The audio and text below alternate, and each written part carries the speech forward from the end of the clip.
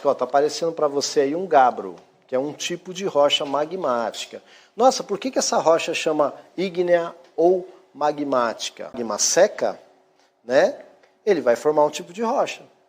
Tá bom? Então o que apareceu ali, que foi o gabbro, é um tipo de rocha. Sabe qual é o outro tipo de rocha magmática que a gente tem? Ó, tá aqui, ó, na minha mesa aqui, ó. Eu vou pegar uma para mostrar para você. Você vai falar, nossa, eu conheço isso aí, meu pai usa para fazer concreto.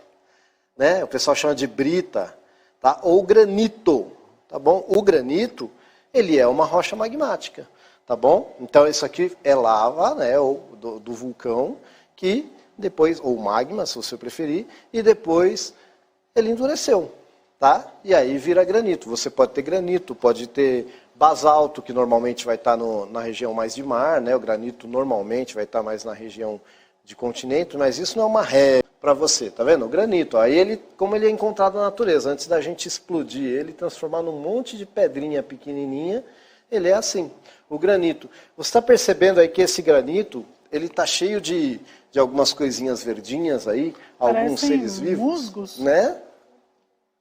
Então, pode ser musgo. Isso aí vai fazendo o que com a rocha? Vai começando a desmanchar essa rocha. Bom? Então, é o que a gente vai chamar de intemperismo, né? Então, o frio, a chuva, o vento, os seres vivos, tudo isso vai modificando a rocha e vai soltando pedacinhos, né? E esses pedacinhos, eles vão sair voando, né, junto com o vento, etc. e tal, e vão começar a se depositar em algum lugar, tá bom? Outra rocha ígnea aí, que é o basalto, tá? Então, eu mostrei para vocês o gabbro, o granito e o basalto, tá? E esse processo que eu estou falando para vocês acontece com todas, tá bom? Então vai começar, ela pode ficar ali exposta, né, pode ficar ali até que ela começa a se degradar. Tem um comentário ali, parece, as Ilhas Canárias é onde fica o vulcão Cumbre Vieja, né, que está lá neste momento, La Palma, né, para ser mais exato, onde está acontecendo lá a erupção. Mas hoje, só hoje, tem aí pelo menos uns 8 a 10 vulcões em erupção, tá? A gente ficou sabendo desse porque ele poderia nos afetar mais diretamente, mas na verdade sempre tem, não é novidade, não é fim do mundo, tá bom, gente? Isso acontece o tempo todo, porque o planeta ele é dinâmico. E olha só que interessante, um lugar onde acontece muito é na Havaí. Por quê? A gente fala assim, que quando tem um vulcão em erupção e que tem lava escorrendo, é a Terra crescendo, né? Porque a ilha vai aumentar de tamanho, aí depois vai acontecer todo aquele processo que eu falei, do intemperismo, né? É chuva, vento, né? Ele aumenta de tamanho quando está calor, diminui de tamanho quando está frio, né? Então a gente fala que ele se expande, ele se contrai, tudo isso que acontece na rocha vai fazendo com que ela vá se degradando, tá? E sabe o que vai gerar isso aí?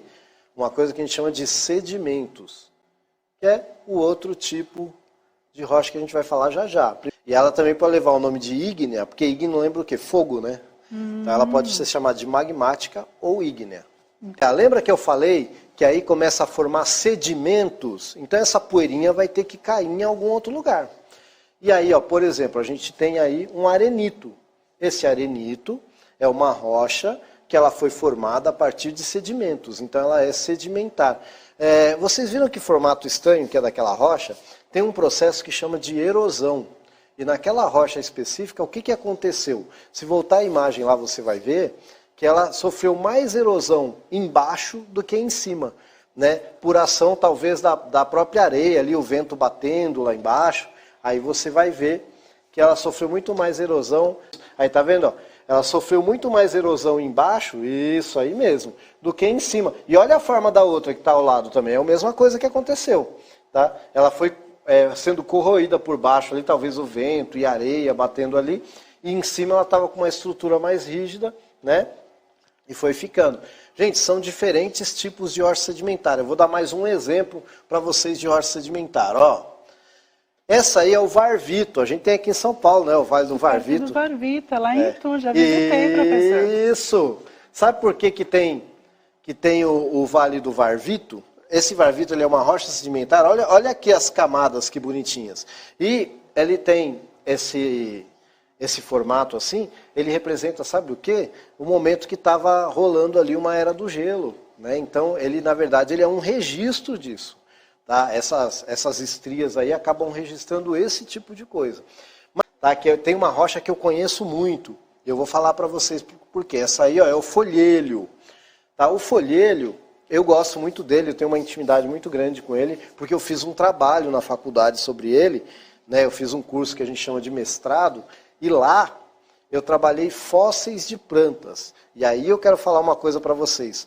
Somente rocha sedimentar tem fósseis. Você não vai encontrar fóssil numa rocha ígnea. Imagina, depois de todo aquele fogo, toda aquela pressão, conseguir preservar um fóssil, né? É difícil, né? E a gente tem que entender que normalmente, na rocha, o fóssil que vai estar ali, ele é só uma impressão. O fóssil mesmo já foi embora. Tá bom? Fica ali registrado. A gente fala que é como se fosse o álbum de fotografia da natureza, né? Você vai folheando algumas páginas. Porque às vezes a gente fala de fóssil, né? E eu como professor de ciências, mas minha formação é biologia, a gente fala de evolução, aí as pessoas falam assim, mas faltam elos. É igual você pegar um álbum de fotografia na sua casa. Né? Será que você tem uma foto do primeiro dia que você nasceu, aí você tem uma foto do segundo dia que você nasceu, aí você tem uma foto do terceiro dia que você nasceu, aí você tem uma foto do quarto, olha, né? Foto pequenininho, depois tem uma foto com 10 anos, depois uma foto com 15. Então, tem partes da minha vida, tem elos que não se fecham olhando só a fotografia. É a mesma coisa quando a gente estuda o fóssil. Tem elos que não se fecham e talvez nunca se fecharão. Tá? Mas isso não quer dizer que a ciência não está seguindo também o curso. Tá, aí vamos deixar de falar e vamos mostrar um fóssil. O rio está correndo. Então, normalmente, ele vai ter alguns sedimentos grossos, tal, porque ele está correndo. Se você for num lago, vai ter areia fininha lá, porque sedimenta devagar e tal. E olha, eu pegando uma rocha como esta aqui, ó, que é o folhelho, tá? Esse aqui é o folhelho. Eu pegando uma rocha como essa aqui, dá para eu contar até como é que era o clima. Gente, essa rocha aqui, por incrível que pareça, ela tem aproximadamente 30 milhões de anos. Tá? Eu vou virar já para mostrar o fóssil. Mas primeiro eu quero que vocês vejam aqui, ó, que ela tem camadas também. Tá vendo? É o folhelho, igual aquele que estava na foto lá. Tá? E agora eu vou virar para você ver o fóssil. Ó, vamos ver se você consegue ver o fóssil aí. Tá bem aqui, ó. É um fóssil de um peixe. Eu não sei se consegue pegar legal, hein? Já vou mostrar outra. Muito interessante. Né? Então a gente tem um fóssil de um peixinho aqui. Tá? Aí existem muitos processos físicos e químicos para a gente datar a rocha. A gente nunca data o ser vivo. A gente data a rocha em que o ser vivo está. Por quê? Você tem que imaginar que para esse ser vivo ficar aqui, o que vai acontecer? Tinha uma camada, esse ser vivo morreu aqui, e outra camada foi depositada em cima dele. E para isso acontecer, tinha que ter toda uma condição ali, falta de oxigênio, etc., para não ter o quê? Micro-organismos e consumir esse carinha aqui.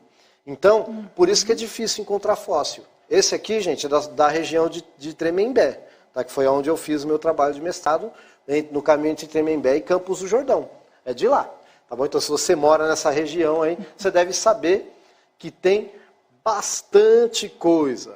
Tá bom? Então, parece ele é lindo. Cristal. Né? Então, ó, tá vendo? Isso aqui é formado também em vulcão, tá? Em vulcanismo. Ele abre um espaço entre a rocha e aí alguns gases ficam aqui e formam esses cristais. Mas se você olhar do outro lado do geodo, é igual a um granito, tá vendo? Então ele era um granito e aí abriu ali e formou devido aos gases, etc. Então isso aqui acontece em vulcão também. Outra coisa que pode aparecer, a gente chama de pirita, mas o pessoal conhece como ouro de tolo. Muita gente comprava isso aqui achando que era ouro. Tá? Parece mesmo. E por que ele tem essa cor? Ele, na verdade, ele brilha porque ele tem metal, né, que é a hematita. E ele tem esse amarelinho por causa do enxofre, tá? Que é uma das coisas que caracteriza onde tem vulcanismo, onde tem tectonismo. O que é isso? Onde as placas tectônicas estão lá se mexendo, tá bom? Então, se tem vulcanismo ou tem tectonismo, tal, provavelmente vai ter pirita. Né? Na minha rochinha ali, olhando no microscópio, a gente também acha pirita. Aqui a pirita está mais bruta. Essa aqui a professora me emprestou de química lá. Olha, ela até brilha, porque ela está polida. Aí dá para enganar e falar que é ouro mesmo. Parece uma joia, não é? Então. Brilha muito, é ali douradinha. Esse também. É o famoso ouro de tolo. Então, gente, isso são minerais que a gente encontra na natureza, tá bom? E aí tem gente que faz até joia, o geodo mesmo, tem gente que vende, né, para enfeite, é bem caro. Tá bom? Mais um tipo de rocha. Lembra que eu falei da primeira era magmática. Agora eu estou falando da sedimentar, que é quando vai destruindo tudo, né, a rocha magmática, formando sedimentos. O que pode acontecer é que às vezes a rocha sedimentar, ela pode sofrer muita pressão ou temperatura. E aí sabe o que vai acontecer? Vamos ver se eu acho uma setinha aqui.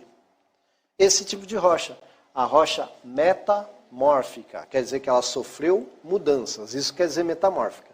Tá?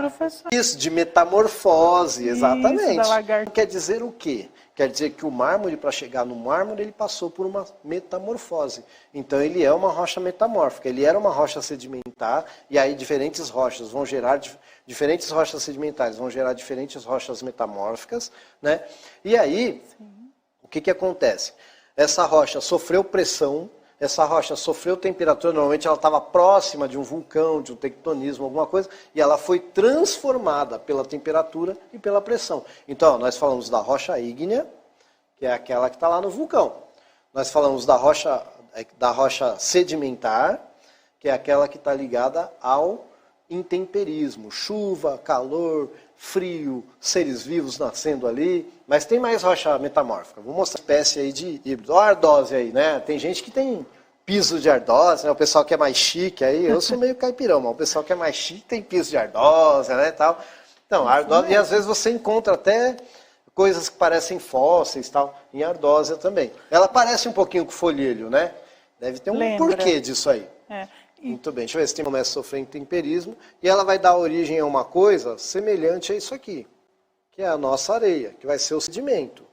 Tá bom? Como se o sol, o vento, a chuva fosse desfazendo ela ali. Isso. E aí gerou um sedimento. É lógico que esse sedimento aqui ele é específico, né, do arenito e tal, mas gerou um sedimento. Tudo bem?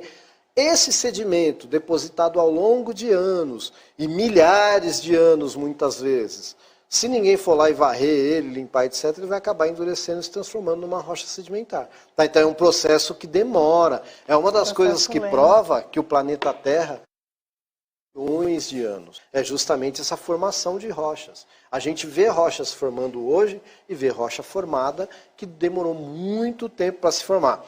Como eu falei para vocês, a rocha que eu mostrei com fóssil ali, ela está datada em aproximadamente 30 milhões de anos. É muita coisa. Mas perto do planeta, que tem a idade de 4,5 bilhões de anos, não é nada, ela é bem novinha. Tá bom? De solo. Aí sabe o que acontece? Por último aparecem os seres vivos, certo? E aí o que esses seres vivos vão fazer? Modificar. Lembra que eu falei que quando é este solo aqui que eu pus por cima de tudo, ele é escuro assim? Lembra que eu falei que quando é escuro, ó, quando é escuro é porque é matéria orgânica? Isso aqui eu tenho uma coisa lá em casa que a gente chama de composteira. Isso aqui é uma compostagem.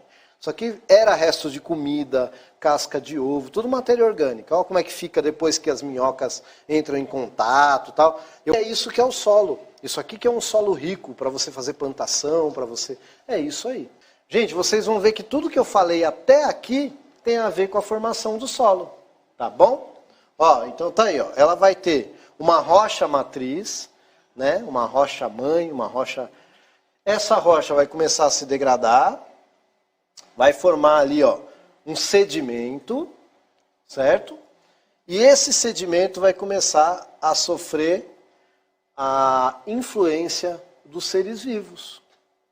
Vocês viram como tudo que eu falei na aula até agora tem a ver com o solo? É o começo do solo até ele virar solo. Tá? A gente aprendeu como é que nasce o solo hoje. Tá bom? Muito bem.